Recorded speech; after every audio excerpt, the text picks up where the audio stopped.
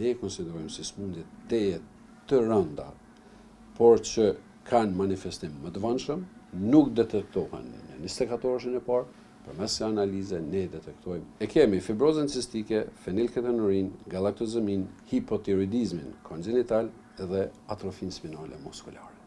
Pra këto janë 5 smundje të cilat ne konsiderojmë si smundje të rënda, por që kanë manifestim më të vonshëm, nuk detektohen në 24 orëshin e parë, përmes së analize ne detektojmë dhe kemi, si të themi, një pasqyrë të qartë të gjendjes shëndetësore së foshnjë. Tashmë në momentin kur ne e themi është pozitive, foshnja është shëndosh.